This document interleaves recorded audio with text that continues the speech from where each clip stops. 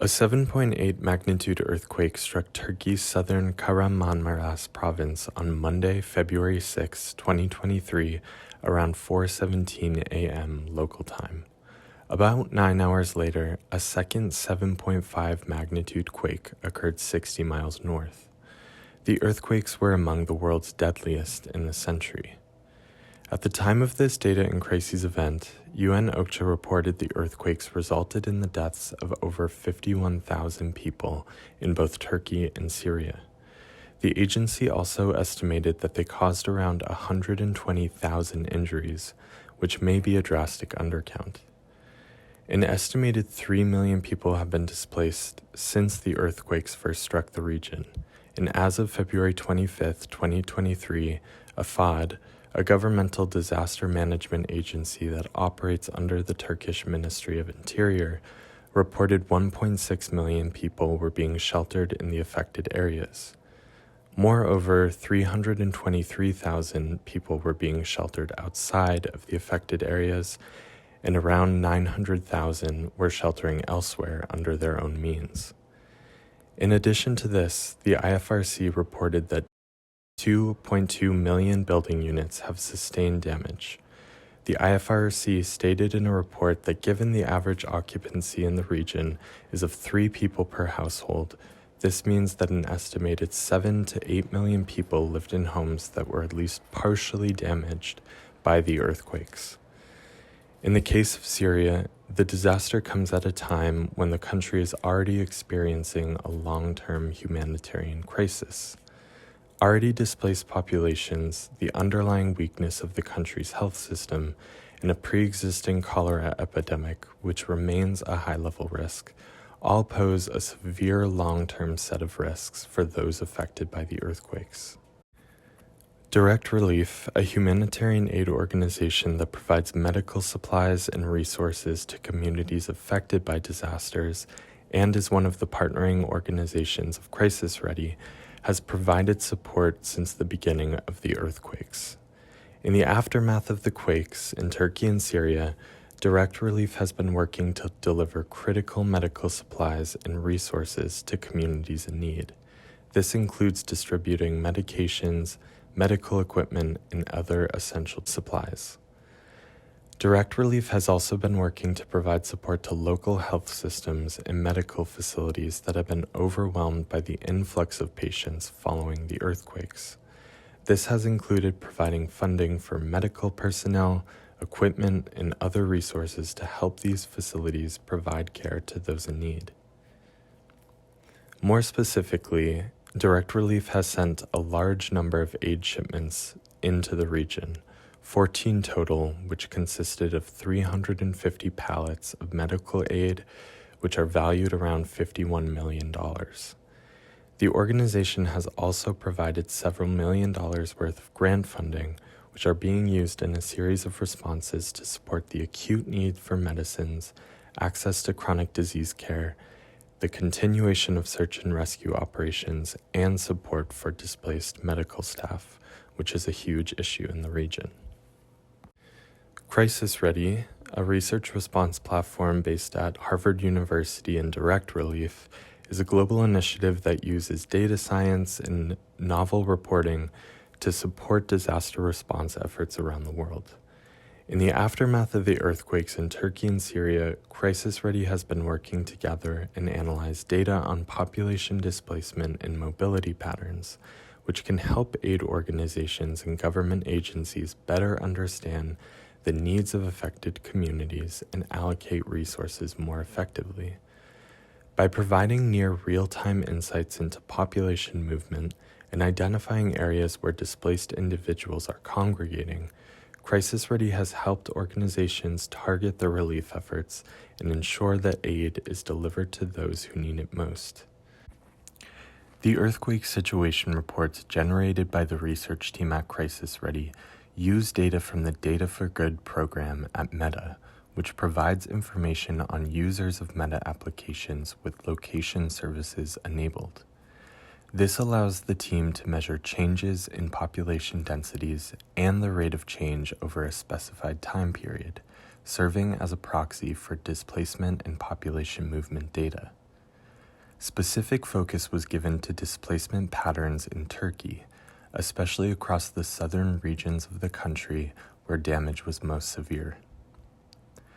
The reports have been published periodically on the CrisisReady website, in addition to ReliefWeb, where they have become a part of the broader information synthesis structure for the entire response.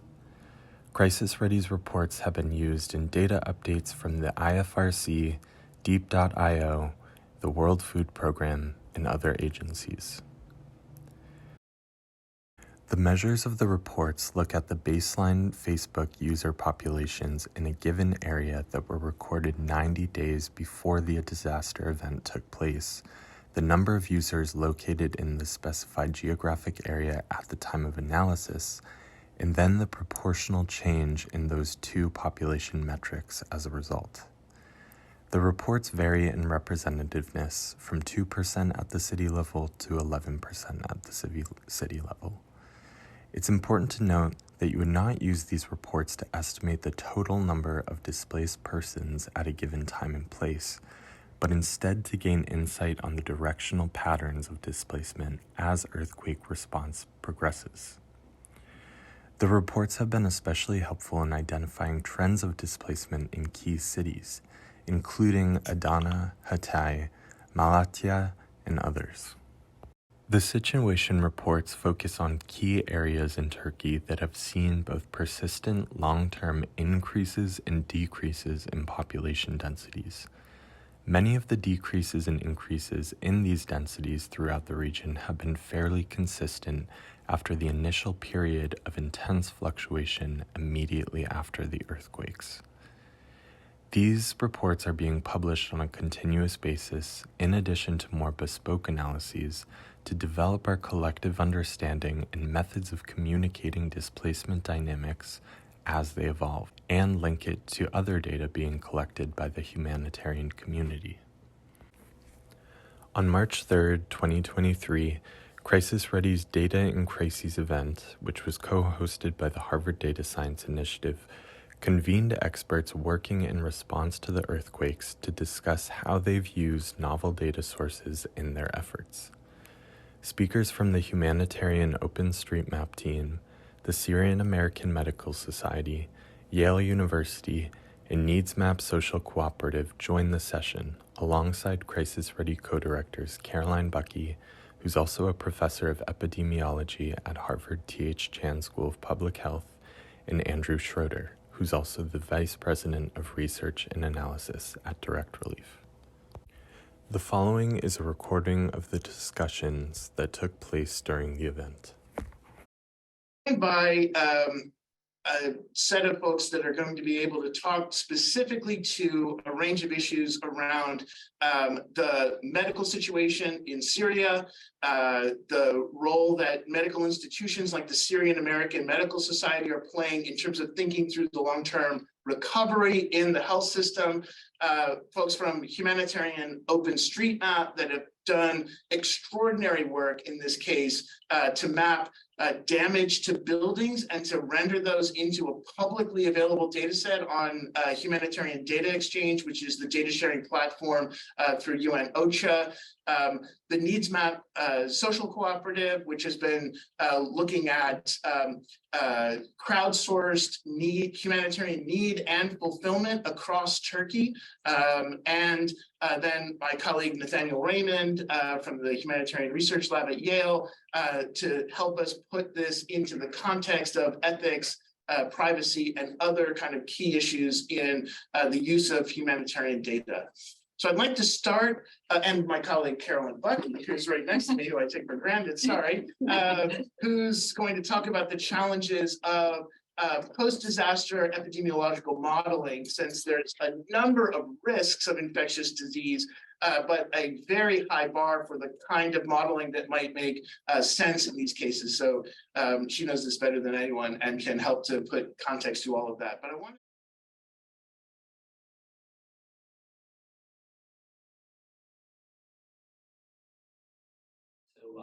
I would like to thank Andrew and everyone here as well, and all of those who are joining us remotely this afternoon. I am a physician and internal medicine doctor. I did go to Boston University School of Medicine, where I obtained my MD and PhD, and I completed that in 1996. And then I went down to Brown, where I did my residency in internal medicine. And presently, I do have a private practice in Norwood, and I'm affiliated with the Best Israel Hospital in Milton and Norwood Hospital and Sturdy Hospital presently. I've been involved with SAM for about over 15 years, and I've been fortunate to be a part of SAM all those times. And I was involved with SAM when we used to travel to Syria just to do an annual medical conference until the war erupted in Syria, which was in 2011, when SAM took a different route where they start really providing medical relief during that time. And SAM has grew significantly from that time, from being with one full-time staff members to presently about 250 staff members in multiple regions between Turkey, Jordan, Lebanon, Iraq, and the main headquarters here in Washington, D.C. So with that, I would like just to go over quickly with, unfortunately, as we know, the Syrian crisis is one of the worst humanitarian crises in our time. And as of this year, 2023, over 15 million individuals are in need of humanitarian assistance. There's a major displacement in the population of Syria, those who are displaced internally inside Syria, and then those who are displaced outside the country as well. And with that, it's really the healthcare delivery and the safety and the well-being has been a challenge for all of those individuals. So when we look at the Syrian crisis as well, the hybrid crisis, which is the Syrian crisis has unfortunately the war that's been facing Syria for the last 12 years, and that has affected the healthcare delivery, given the damage of medical facility and the targeted medical facility over the years. And then this followed by the COVID pandemic for the last 3 years, and then the recent cholera outbreak that started in August of last year, that resulted in over 50,000 cases in the northern part of Syria, the northwest of Syria. And then on top of this, the economic deterioration of Syria really made things a lot worse too, and a challenge too. And now recently, within less than a month ago, the earthquake that hit the area, the northern part of Syria, as well the southern part of Turkey, which is one of the strongest earthquakes to hit that area in the past 100 years. With the earthquake, unfortunately, as of yesterday, the number of reported deaths in Syria is over 5,000, and the number of reported injuries doubled that number, over 8,000 individuals as well. And then when you look at the building fully damaged, it's about 1,797 buildings were damaged completely because of the earthquake, and over 8,500 buildings were damaged partially because of the earthquake. And with this, it's a tragic. It's very sad to see this happening to the northern part of Syria and to the southern part of Turkey. We look at the rewarding part. The organization SAM, the Syrian American Medical Society, has been providing a lot of support. It is humbling and to be part of this organization.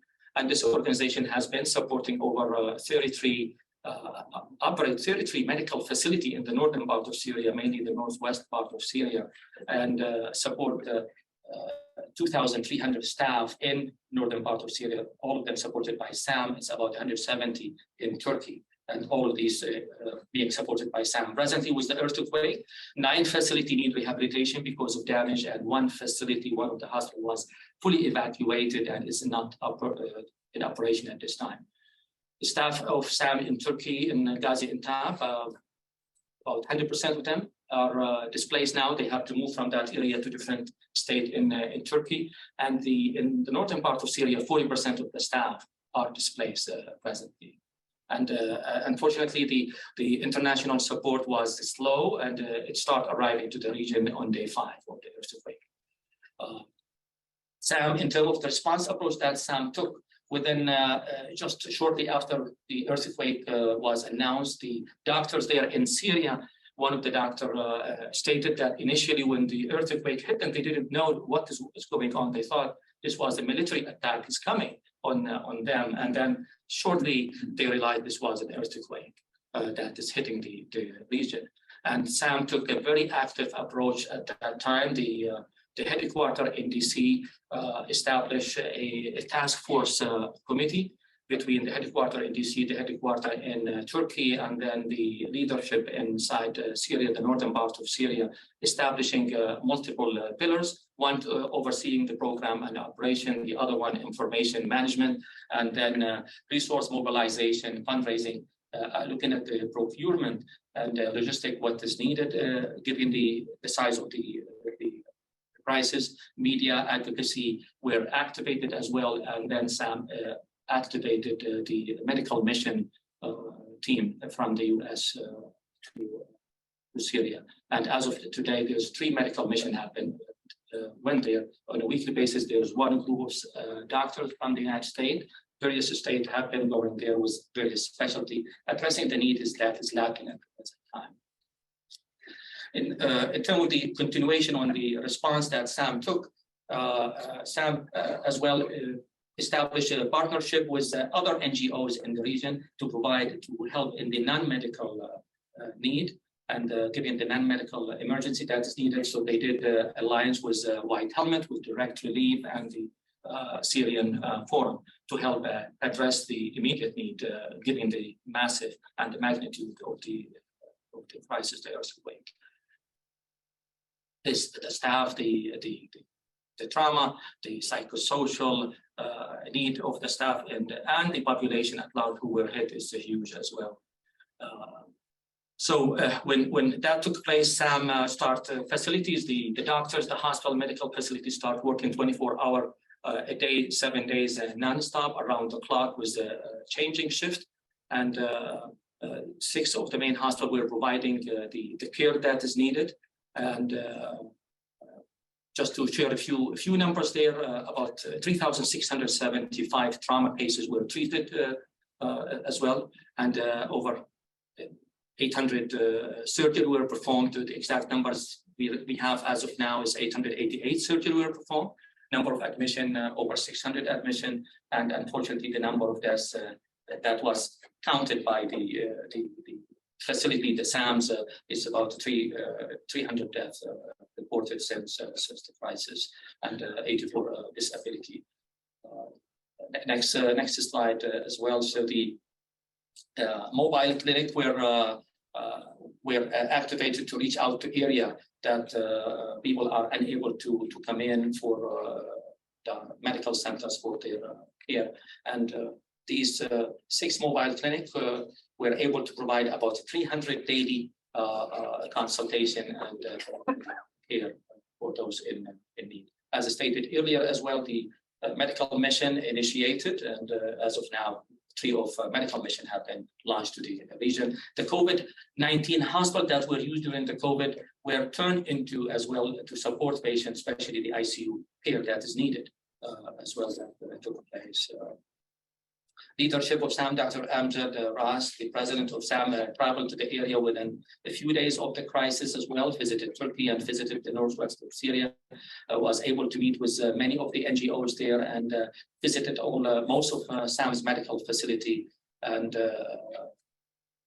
just expressing the thanks to all of them for all the heroic measure they've been doing for the initial phase of the crisis as well. And during that time, SAM initiated alliance with multiple NGOs I stated earlier, naming them again the White Helmet, Direct Relief, and Syrian Forum. Next, this is just a representation of one of this is between Syrian Forum and SAM. Helping getting shelters for those who were displaced because of the earthquake. Next, and this is as well one of the medical mission, one of the SAM's doctors from the United States. They are assisting in surgery as well. and the recent just visit of the WHO leader just yesterday or the day before as well, assessing the damage in the region. Next slide, please. So with all of this that took place the last few weeks, and the care, the support that this organization provided, and given the size of the earthquake and the magnitude and the massive damage that took place, so there are when it comes to when we look at the information gaps and the critical information gap that this organization is facing, is really the challenges with communication and access. For example, this has been uneasy. And then the other is really the need to improve the system and to provide real-time information that is accessible for programmatic and operational decision. And the difficulty in counting and documenting the received cases over especially the first few days of the crisis. Can move to the next slide as well. And then with that comes the more challenges is really forecasting the stock consumption rate to inform in a timely manner the procurement that is needed in terms of medical supplies and medication. This is the first time the region is facing this size of a crisis. During the time of war and COVID, it's different. This is an earthquake. It's of a strong magnitude, and so many. Your goal is really how many can you save? How many can you, in terms of saving life and treat the injured? Another challenge was in assessing the damage and needs during the early onset, especially the first few days, in terms of facilities, in terms of even the medical staff there when their family have to be displaced, and where can they go, and what can be done for them, an example. And in terms, when we look at SAM and the potential area of support that SAM can benefit from is a time of crisis of this size is the need to define a strategy for information gathering. And to enhance the existing strategy that is there, but this is a lot bigger than the organization. But despite that, SAM has done a very good job in rescuing and saving lives. But defining strategy for information gathering and enhance existing strategy, that will help provide the most relevant information for analysis as well. And move to the next. And the area of support to continue really where potential area of support really is the collaboration of SAM with the information management expert. Information management analysis team could help and provide support in analysis of this and then provide support in data visualization and building product. This is an area SAM can benefit from. And then improve the accuracy of the analysis by providing mapping services, satellite imaging to support and inform operation in area with a critical need. With that, I'll have to say thank you to all of you, and thanks to the organizer as well.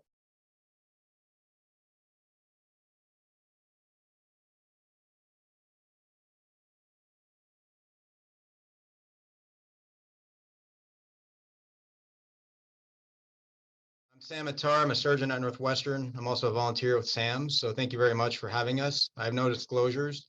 I got back last week from Syria. This is a quick talk, but I just want to give a little background on the healthcare infrastructure in Syria. These are pictures that I took over the years. This was the Al-Kindi Hospital, which was a hospital that was destroyed in northern Syria. And as a result of attacks and years of conflict, hospitals in Syria were built out of caves and farms and apartment buildings. And these are just some ideas of some aspects of what doctors in Syria had to work with before the earthquake. This is a hospital where I worked in Aleppo that was literally built underground with barrels and sandbags lining the outside to protect it from bombs because hospitals were targeted. The surrounding areas were already pulverized to rubble due to bombs, with children walking over rubble, delivering bread for their families. The bombs would land so close, they knock you off your feet.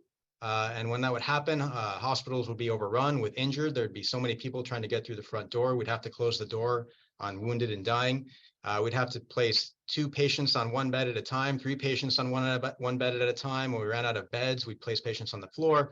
And with all the operating rooms full, we'd be doing procedures on the floor or on gurneys in the hallway, and there'd be no place to step. This is one of our neurosurgeons doing a craniotomy on the floor of an ICU.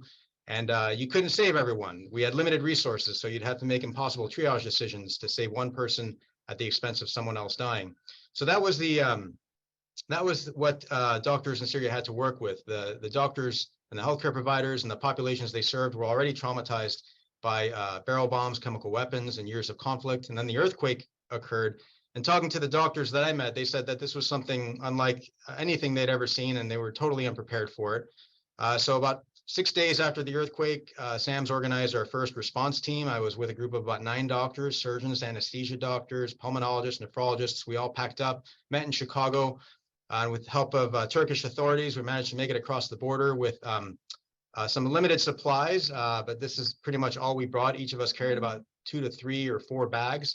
It was very sobering because immediately upon crossing the border, we saw bodies of Syrians who had died in Turkey being repatriated back to Syria. So that was the first thing we witnessed. And I think almost all of us visited this village in northern Syria, Jandaris, which was hit probably the hardest by the earthquake. We drove around. It was just pulverized into rubble. And we'd see some people out and about through immense amounts of destruction, just trying to piece their lives back together. And the more we walked around, the more we explored.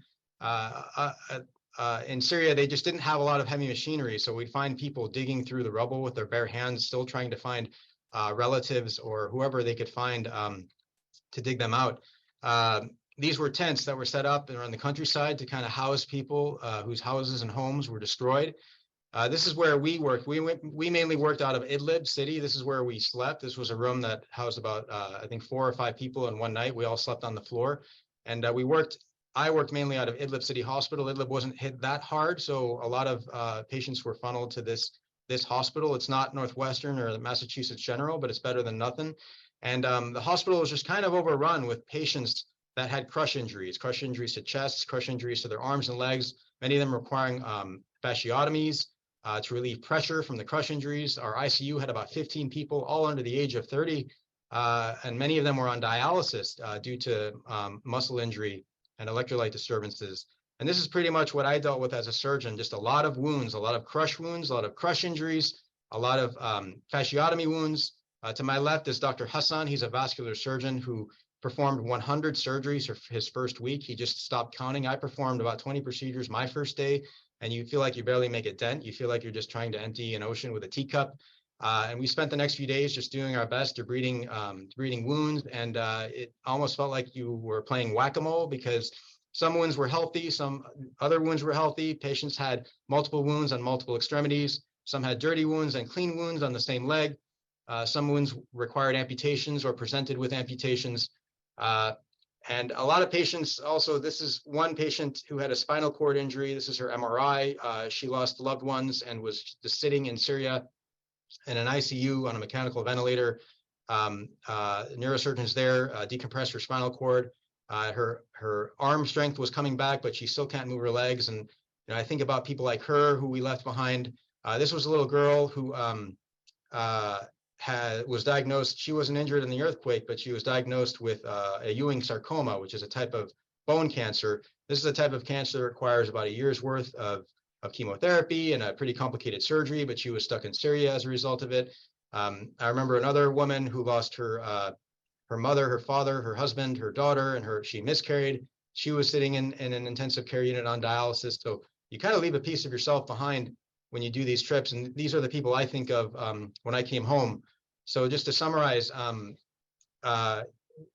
I think of assessments and future needs, I think of wound care. I think of amputations and prosthetics, which were already a problem before the earthquake. And then non-earthquake medicines, diabetes, hypertension, cancer, maternal fetal health, cholera. These are the things that don't go away, that can sometimes be a death sentence because all the resources are overwhelmed trying to take care of victims of the earthquake. And then the other thing is something we often overlook is mental health, not just for patients, but also for the nurses and the doctors and the rescue workers on the ground who don't leave their posts, who are there full time, who are dealing with it. So that's just a quick talk. There's a lot more work to be done. I'm always encouraged by the strength and the resilience of people I meet in Syria and in Turkey. And I think in settings like this, it's usually the logisticians and data analysis and supply chains and resource management that saves more lives than doctors. So thank you very much for your attention. I wish I could stick around longer, but there are a few operations I got to get done here in the afternoon. Thank you.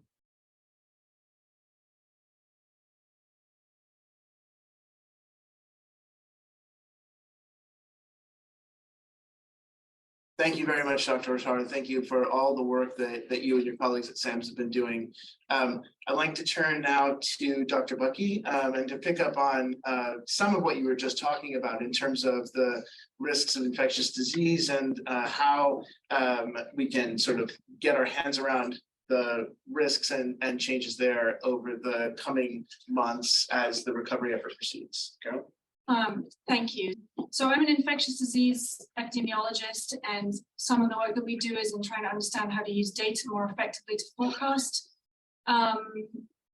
resource allocation problems for control programs. So that, for example, cholera outbreaks, where to put vaccines, how to get them there. So although I'm going to talk about infectious disease modeling, which is perhaps one of the hardest things to do, it's very quickly. Really what we're talking about is the translation of analytic processes to deliverable, useful data products in the context of humanitarian response to disasters. So these diagrams just show the kind of mechanisms and pathways by which natural hazards and armed conflicts lead to disease outbreaks. They are overlapping. A lot of them are to do with displacement, of course, infrastructure damage, like the damage that we've just seen terrible pictures of, together with the normal things that cause outbreaks like overcrowding, poor wash, access to clean water, those kinds of things. And of course, natural hazards lead to terrible infrastructure damage, as we've just seen in the context of the earthquake, but armed conflict can also lead to infrastructure damage, which ends up affecting people through poor access to healthcare, especially in remote places. And so often what happens is there's short-term trauma associated with a crisis, and then there's a medium and long-term disease and mortality impact due to these other things that we just heard about. So people that have electricity-dependent medical needs, elderly people with chronic conditions, and infectious diseases. And so in some ways, you would have thought that this is a place where we could use analytics because maybe there'll be some time. As Andrew mentioned, in the context of cholera, seems to be under control, but the weather's going to get warmer, vaccine impact wanes. And so we need to potentially bring new data streams and analytic approaches to bear and make sure that they get into the hands of decision makers and improve this analytics and data pathway. Next slide. You can't see this, but what you're looking at in front is one of the CrisisReady reports on data on displacement of people. So essentially you can see where the earthquake was, and then you can see people have moved away. The dots, the color of the dots just show how much movement there has been out of a place and towards other places. For infectious diseases, essentially, a lot of the models or forecasts that we can produce replicate population density. And so if the data that we have on population density is often from census data, it's often outdated. We can use new data sources, but when displacement happens, we don't necessarily know what our denominators are. So that means, okay, you see 5 cases of cholera, but what is the at-risk population? And that becomes one of the analytic challenges, not only with calculating what to expect, but also with understanding who needs the prevention, where the resources need to go in the immediate term. In the background there, you just see a population distribution map developed by WorldPop, which often gives us good static estimators to use, but we need to understand how people have moved in response to the crisis, and that's challenging. On the right in the background, you just see the cholera cases. That was from December of this year in Syria. And the thing to note there is that although there was a vaccine campaign, basically for cholera, places that have been prone to cholera in the past are always going to be prone to cholera in the future. And so just a very simple mental model is to expect cholera where there has been cholera. We know vaccines wane. The global cholera vaccine stockpile is somewhat tenuous. So cholera is a big problem and one to watch. But there are, of course, other outbreaks. We're in the middle of a pandemic still.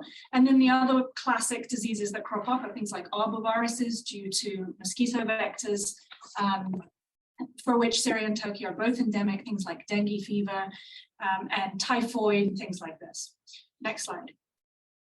So this diagram shows a kind of feedback loop that has to happen in order to produce a sensible forecast that takes data inputs and produces useful outputs. So if you look on the top left, the first thing is what I've just been talking about, which is defining the populations at risk on the relevant spatial scales for decision making. And that's something that I want to emphasize. At the moment, there's often a disconnect between where the analytics and science and data are and what decision makers on the ground actually need to make their decisions. So defining the populations at risk is challenging in the context of displacement. We want to know as much as we can about demographics, and defining this relevant spatial scale is often a challenge. The next box is to think about, for a disease outbreak, how many cases there are of a particular infection. Without knowing what the count of disease cases are, you're not going to be able to make a good disease forecast using a mechanistic approach. And that has been the case for COVID, and it's often the case for forecasting, the single biggest challenge, because if without the availability of diagnostics and reporting systems, you're basically guessing. And so in order to reasonably have things like disease forecast models, you actually need data access and partnerships before the disaster, so that those data flows have been figured out, and especially under the pressure of a crisis, how that's going to work, who's going to actually send the data to whom, what is the software you're going to use. All of those decisions need to be made up front. Running the model itself, if you were going to do a forecast, I actually think that is not so much of a challenge if the other pieces are in place. There are different approaches to this, and I'm happy to talk about it in Q&A. Validation is often a problem. And then the most important box, perhaps, is this last one, which is to communicate a forecast or a risk map effectively to the people that need to have that information to make decisions. And in my opinion, this final translational step is really the weak link right now for using data analytics during crises effectively. We don't have the speed to do this in an iterative way. The partnerships often aren't in place, the data isn't well defined. And so to make disease models relevant for decision making, we still need to really work on partnerships. And I put an arrow going back to the defining the populations at risk, because part of that is an iterative process. So you don't just make one model forecast or make a dashboard and give it to people and say, here you go. You have to go back and provide updated information, talk to them about what they need. And that's actually, it takes time, and it needs to be done in advance sometimes. Last slide. So this is just a paper. We tried to do some cholera forecasting for resource allocation with Andrew at Direct Relief and other partners from Mozambique when there was a cyclone coming, and we knew that there may be very high cholera risk. And so the question was, should we use data and analytics in a more sensible way to allocate vaccines, for example? Where should they go? And the top diagram is supposed to represent how complex these partnerships are. For that to actually work, you need not only buy-in from people on the ground, governments in the country in question. The NGOs that work with humanitarian agencies need to understand what's happening, and then the academic partners, which are often the slowest ones, need to be in the loop up front so that the analytics actually work and do what they're supposed to do. So my three takeaways for translation of analytic and data products in the context of crises are, first, that pre-existing partnerships have to be there, because you can't build them at the same time that everybody is rushing around trying to respond to the crisis. So that's absolutely key. It's often the case, in my opinion, that simple models are just much more flexible, more easily interpreted, more robust than very complicated approaches to trying to make forecasts or do clever analytics. I think it's often much better to do something very simple. And the last is obviously that the decision-making needs on the ground have to drive the analytics. And that's something that still is not commonly done, especially in academic circles. So I think some of these translational pipelines and partnerships, we really have to make sure that we are tailoring the analytics in an effective way. So I'm happy to discuss all of this more, but I will stop there.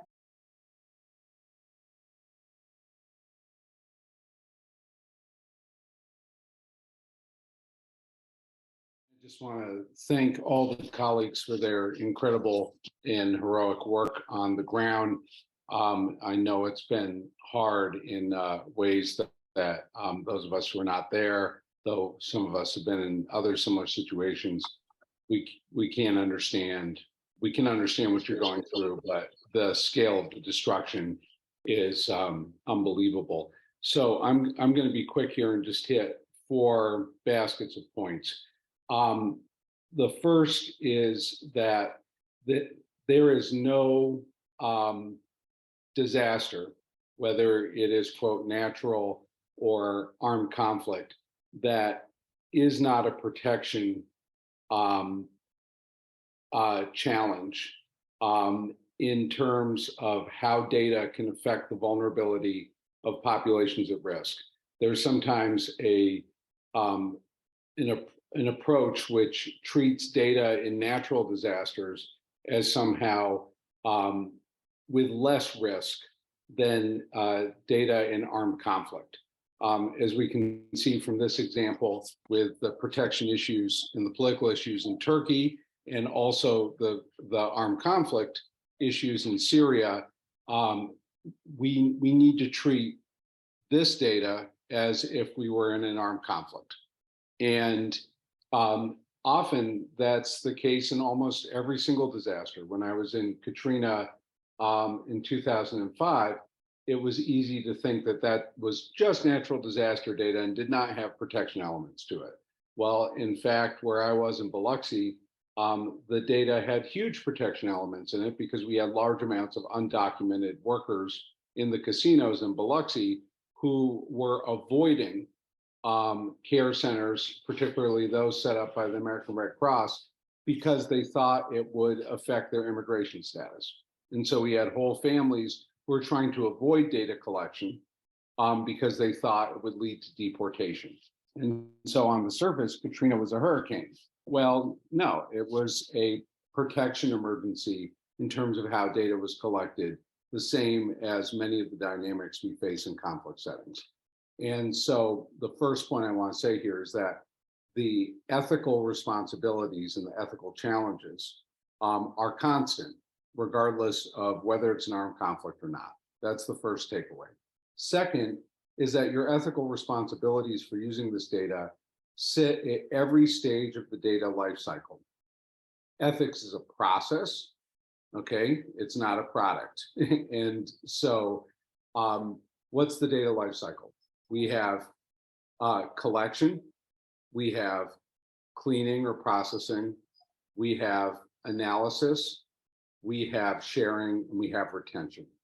And so we need to think as we develop what my colleagues and I, when we were at Harvard Humanitarian Initiative in our document on data preparedness, call a data preparedness plan. And when you build a data preparedness plan, as many of the speakers were saying, you want to be doing your data planning before boom, before the emergency. As you build that plan, you want your ethical assessments and your protection assessments to be itemized by each step of the life cycle. And I apologize for a very fussy Rhodesian Ridgeback in the background who wants me to feed her. Anyhow, so what you're going to deal with in collection, what you're going to deal with in processing, what you're going to deal with in analysis, sharing, and collection, and retention, each of those can help you see your ethical risks. So let's just take a step here. Sharing. That's a really good example of some of the ethical challenges you need to think about. Let's put it in the context of the Turkey and Syria earthquake crisis. What government officials are you going to share that data with? What officials are, say, UN agencies sharing that data with? If you give data to funders, who are they sharing it with? So you'll see in that seemingly technical step around sharing, it can have some major ethical implications. Another example, just quickly, is in terms of processing. You can't be perfect in terms of how you clean the data. what's your minimum viable ethical responsibility in terms of how it's cleaned? And this relates to the third point. PII, personally identifiable information, is where most of our ethics and academia focus. In disasters, PII is important, but often it is not the vector for harm or the pathway to harm in the way that DII, demographically identifiable information about sub-demographic groups within a cohort that's been affected by an emergency. Often those that are looking to exploit, to target, or to exclude, those are the three types of big harm that happens with data. Often those that are looking to exploit, target, or exclude, they're not looking for individuals. They're looking for demographic groups. And so as part of your planning across this life cycle, as part of your data preparedness planning, you need to be identifying what populations do you make legible, right? Now, here we go to the fourth thing. At the end of the day, what you're trying to do is you're developing loops for decision-making that are loops of legibility. And those loops of legibility are across sort of three big baskets that each have their ethical challenges: temporal, time; spatial, geography, area; and the third is demographic. As you build a data preparedness plan to have ethics into it, you're really having to game out to a context, to a scenario, how your temporal loops change across the disaster. So what it was in the first 24 hours is not the same as it is now. And your risks change with temporality in terms of that resolution and legibility. Same with spatial and same with demographic. How you turn the knobs to make more legible and less legible the time, place, and people elements in terms of their legibility is usually your largest control that you have on either mitigating ethical risk, or often, and I will actually say this is possible, preventing ethical risk by engaging in data minimization. Often the largest tool you have is not collecting in the first place. And that's why, and this is what I'll end on, data preparedness planning is so crucial to being ethical in how you do this, because often we are pressed in a disaster to be maximalist, to collect everything. When we do data preparedness planning and ethical triage and ethical audit before we go in, we end up being able to data minimize more effectively. And it's that minimization across those three baskets, time, place, and people, that actually protects populations, whether we're talking an earthquake, whether we're talking a hurricane, or a war. With that, I'll turn it back over.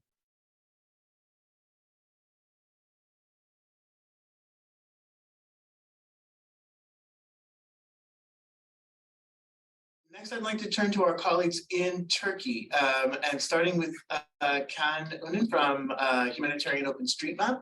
Can's been doing tremendous work, the whole team has, and Can, please take it away. Well, thank you, Andrew. Thank you for having me and inviting me here to participate. I'm John. I'm OpenStreetMap trainer with the Open Mapping Hub Asia Pacific in collaboration with the Humanitarian OpenStreetMap team, and also for the past maybe 11 years, I'm also part of the Turkish OpenStreetMap community, also member of a local organization within the OpenStreetMap community called Yerçizenler. So just after the earthquake, just after having the news, we have started collaborating both with Yerçizenler and HUT, started collaborating and started a mapping activation. I'm going to quickly share my screen on that. And after this activation, it has started with mapping tasks in Turkey, and then it also followed up with a couple of tasks that was requested by agencies and humanitarian workers, also in Syria within the Humanitarian OpenStreetMap Teams network. So mapping tasks in Syria was also added towards there, and you can see a map and the statistics of that about 1.6 million buildings were mapped and completed, were added to OpenStreetMap database, more than 70,000 kilometers of road, and with the contribution of 7.6 thousand, more than 7.6 thousand people. And these data and these numbers are as of February 23rd. So we are, I don't have the most up-to-date map and data with me right now, but like I can say that these numbers are also increased. So we want to also thank the both Turkish and the international OpenStreetMap communities in their support and in their efforts to provide data that is related to the ground, data from the ground, so that agencies, humanitarian partners within HUT's network will be able to access that. And not only HUT's humanitarian partners and network, like anybody can use and access the data what's there through OpenStreetMap. The situation was a little bit different in Turkey than Syria. So we were seeing an abundance of actors on the field, an abundance of data that is going around, and this was all going with a little coordination, with very little coordination. So what the local communities and also what HUT and HDSI was doing was that try to coordinate those efforts, try to get together the actors, both national and both international actors, and experts, data experts that are trying to do something, trying to produce something. So I can say that there was also another layer of open data flow, not just within OpenStreetMap, but there was also coordination that was going on in between those agencies as well. We also have like some information about how that data was used on the field. Even some organizations that were not directly within the humanitarian OpenStreetMap network, they were not able to access their own systems. They were not able to use their own data, or they were not able to access and use that data properly on the field. So we had also examples of search and rescue teams within individuals within those teams were also accessing that data as well. I was talking about a different layer of that data. So HUT and HDSI was able to, using also the available satellite imagery, open satellite imagery, the collapsed buildings were able to be identified, but the post-event imagery, open post-event imagery is not covering the entire area. So although the OpenStreetMap community did its best to reflect the situation, not every angle and not every region was able to be covered. And this is also the visualization of the official data that was done by the Ministry of Urbanization. And as you can see, the number of the collapsed buildings and also the number of buildings that needs to be demolished, etc., is a little bit, is not a little bit, it's quite higher than what the OpenStreetMap community was able to reflect in there. So, but like we are also within the community, we are also trying to do our best to also provide that information within OpenStreetMap. So reflect that information within OpenStreetMap so that we ensure that OpenStreetMap data exists and is usable for other purposes as well. And also we are coordinating and learning about the priorities of actors on the field right now, and then trying to identify the needs for these actors for the recovery efforts. So we might guide the volunteer community that has contributed so much over the time for mapping of what's out there.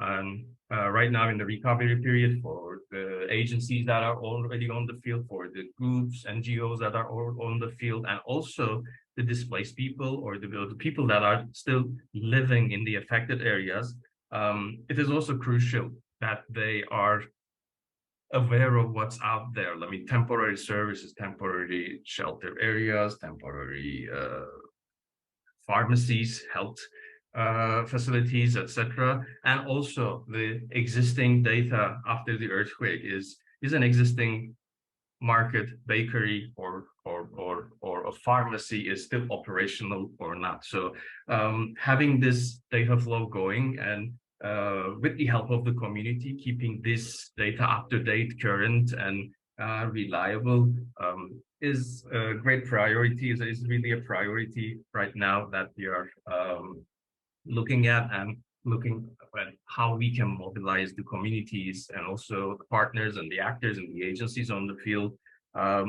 for that.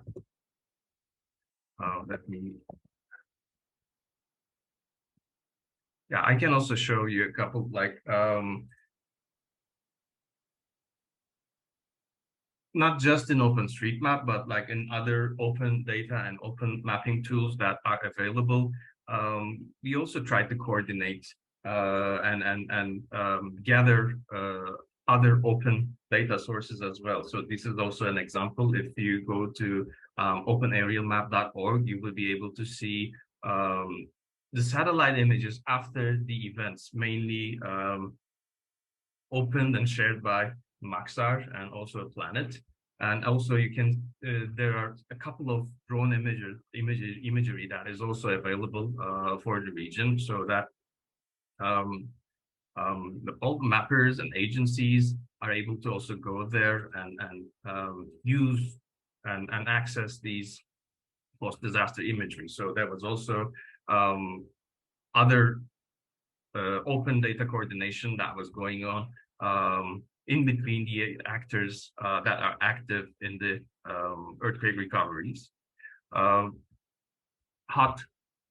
is also, Humanitarian OpenStreetMap team is also looking at, again, trying to address these gaps, trying to address these needs, and try to work with both the OpenStreetMap communities, both the mapping volunteers, and also the actors and the agencies that are active on the field, again, to continuously address these needs and also like address also the possible and potential issues in the data quality that might affect data usability. So a very large number of individuals within the organization are dedicating their times and efforts in order to make this happen and have OpenStreetMap data in the region or the affected region in as best as possible. So if you just want to learn what is being done within this earthquake activation, both in Turkey and Syria,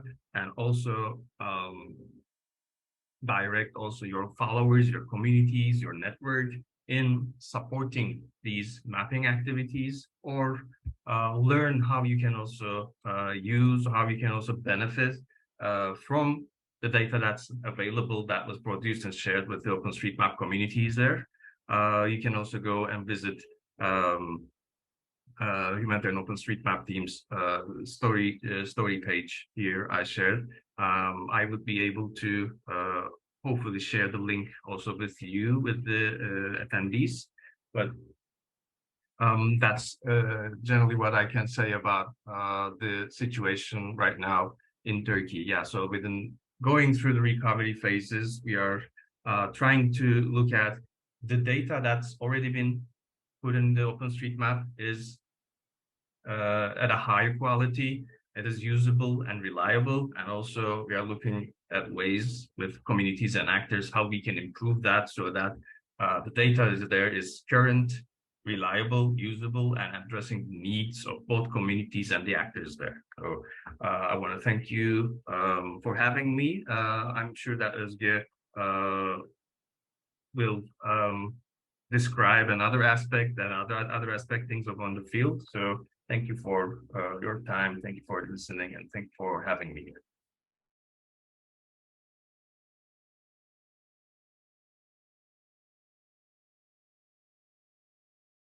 I'd like to start what NeedsMap is. NeedsMap is an online platform that brings people in need together with individuals, institutions, and organizations that want to support.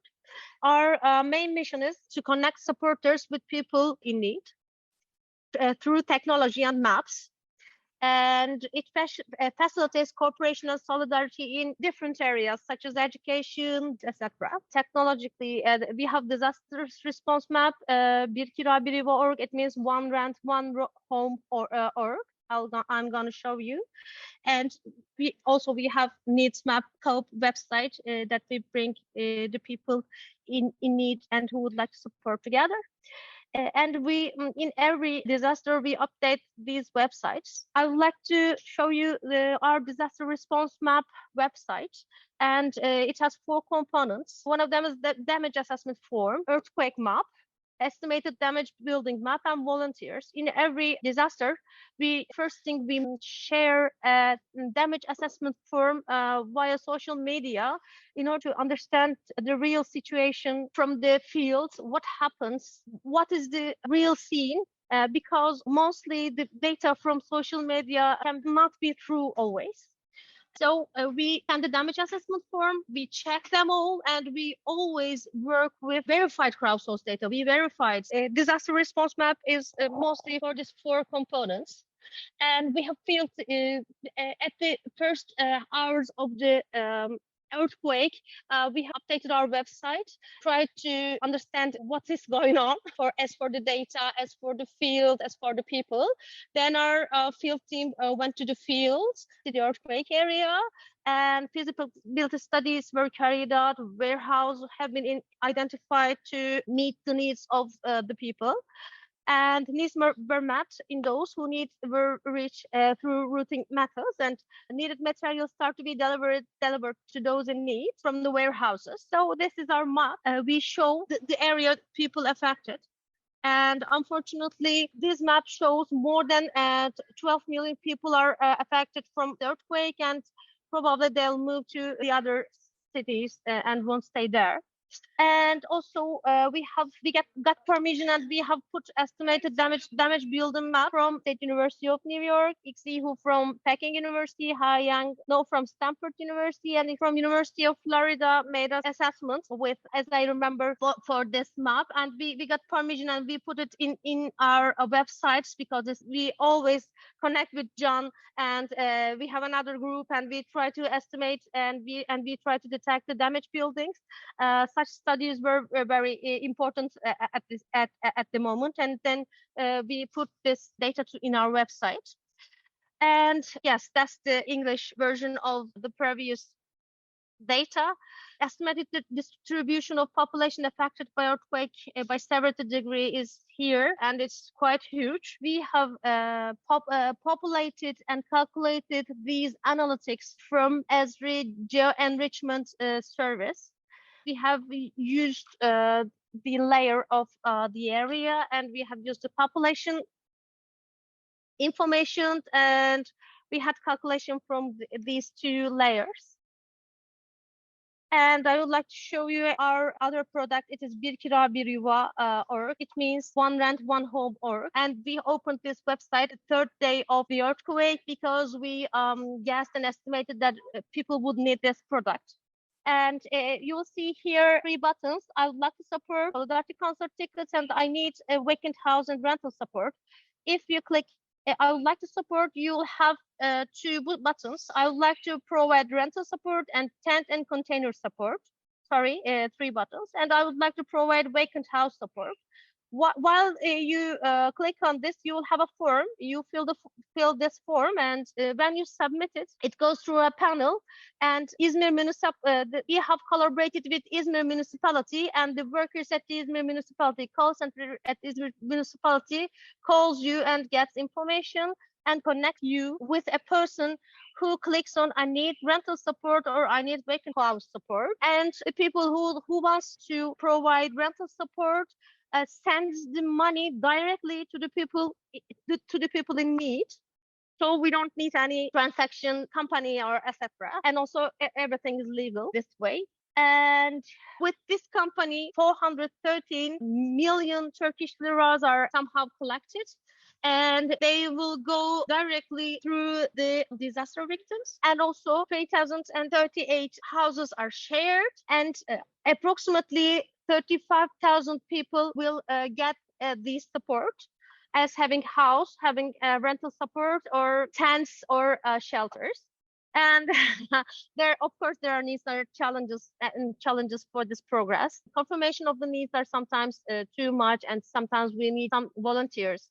And also, the psychology of volunteers is quite important. That sometimes all the people are really in a huge need, and they are emotional, so they can get depressed as well, and they sometimes want to take a break, and that's all normal, that's all acceptable, and we support them too. And sometimes ensuring the balance of the need and the materials sent to the warehouse and distribution from warehouse, in such cases we might have some problems. For instance, we have one day we have approved the list, sent it to warehouse, and a second big earthquake happened at the Hatay again.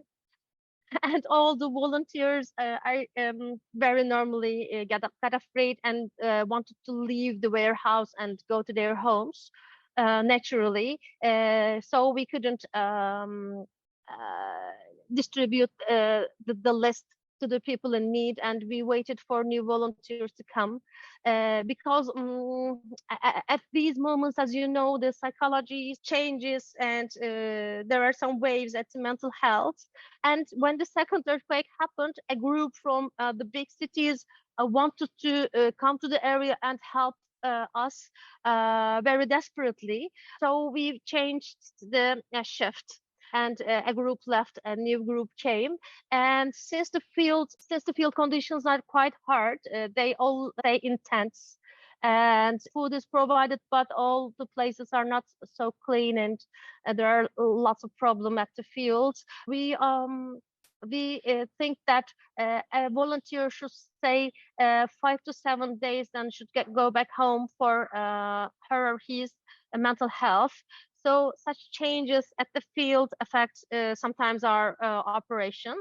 And sometimes through social media and WhatsApp, as you know, we have lots of messages that is confirmed, really confirmed. Please help him, please help her. Then we call them, and sometimes we can't reach. We are not able to reach. The phone is wrong, or the need is already met. So this is another challenge for everyone, I think. This is what we are trying to do. Thank you very much. Thank you so much.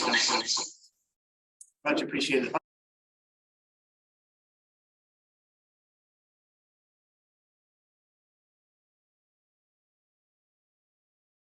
I think the comments were much appreciated, and I want to echo Nadi's opening statement that we are remarkably thankful for the work that everybody is doing here. I want to just, in the first question from the Q&A from Sarah Reynolds, I believe it's out of minor. Sarah's question to Dr. El-Shar, Sam's mentioned the need for real-time information and programmatic and operational response. Could you please provide some examples of sort of what sort of real-time information is critical for Sam's staff to be aware of after a crisis? And maybe we can think about sort of sources and other kind of conditions around that real-time data, both in terms of access and use for you. So with real-time information was the crisis, and then there are multiple medical facilities, multiple hospitals that's being operating, helping those in need. What can we do to ensure that hospital A or hospital B is continue to address the need? Can we do we have the data available so we can deviate and redirect a patient or ambulances where they need to go at time of crisis? And then having the technology present, for example, let's say the internet up and running during a crisis like this, that's crucial as well to ensure that this is being redirected to the appropriate area that is.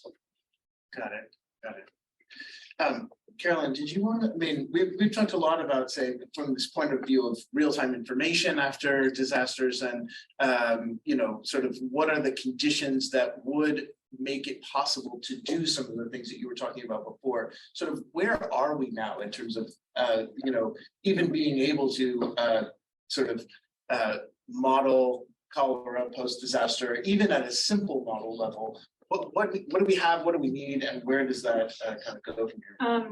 Well, I think my opinion is similar to the data preparedness comment, which is all this needs to be done in advance, because a lot of what you need is baseline maps. Make sure you already know where you think people are going to be, what type of demographic information you have. The models, I think, are not the issue. I think it's this translational loop and iterative feedback. With something like an outbreak, you have pre-existing risk. You should hopefully know where the vaccinated people are and something about age distributions. And then I think in a lot of cases, it's going to be easier to do a kind of statistical estimation. Where will there probably be cholera in the future, given that there was cholera in the past? And that's a slightly different analytic exercise than here's a mechanistic model that every day we update the numbers and we make a new forecast.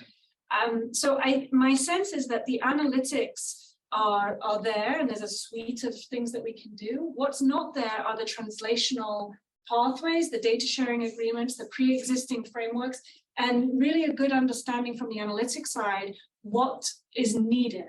What do you actually, is it really just how many vaccines do we send where?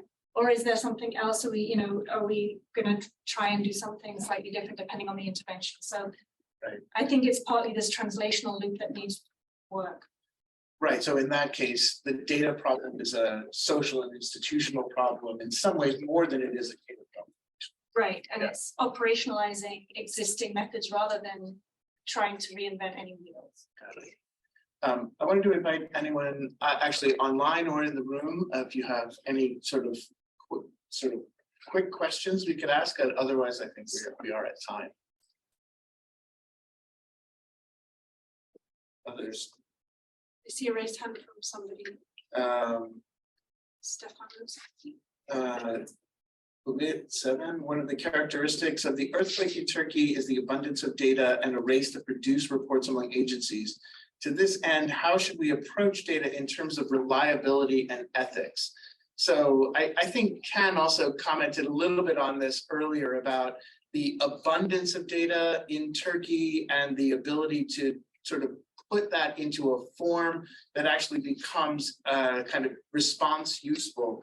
I don't know, Ken, maybe did you want to respond to this question around sort of the data abundance issue and how that actually translates into decision-making frameworks and other sort of issues that Olymp is calling attention to? Okay, let me try to. Thanks, Andrew. Can you hear me well?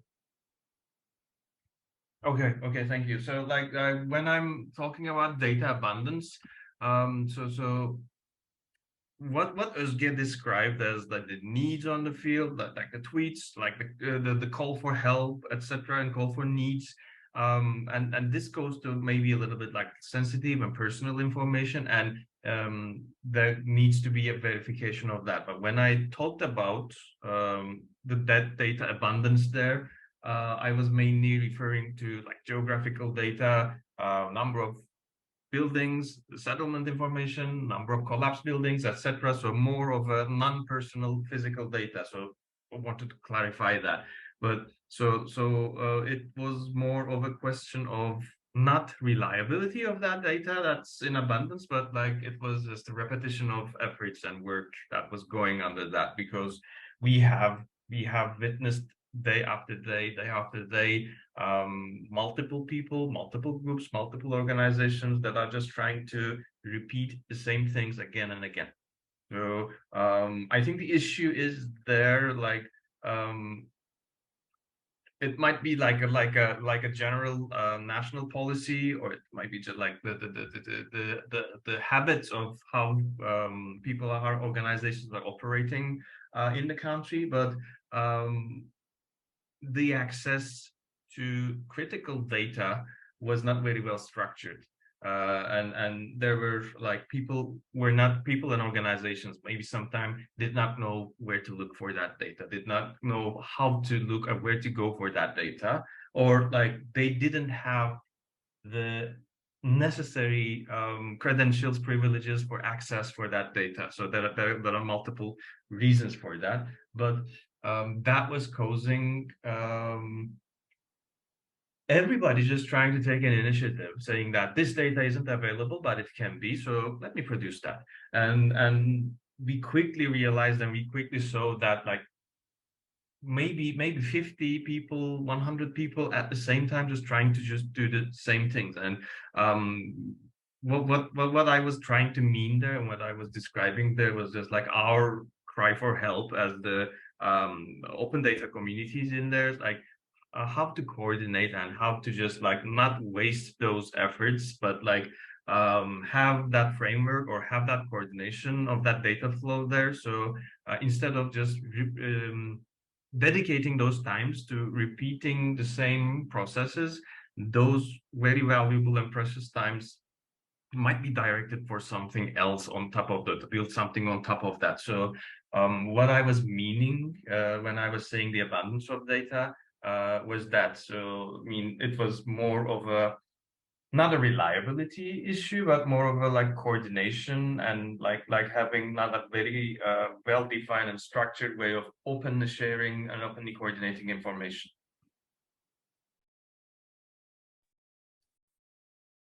Right. Thank you so much, Ken. I think we are going to have to end it there. We have a few other questions that have come in separately. We can follow up with folks kind of individually to give answers to your questions. And I want to encourage other folks that have ideas, ways to get engaged in response to some of the requests for analysis, information, support for various relief efforts, to get in touch as you see fit afterwards. We'd be happy to engage with you. Dr. El-Shar, did you have any sort of final comments you want to? Well, I'm just going to say thank you to everyone, and thanks to our the guest speaker. This has been a very good opportunity for myself on behalf of SAM to learn a lot about data and the science of data as well. How can this be used to help respond to a crisis better as well, help in the recovery phase as well. Thank you. All right, perfect. Thank you so much. Thank you to all the participants and everyone who joined online. On behalf of CrisisReady and everyone that has been able to join, we just would like to thank you and see you soon.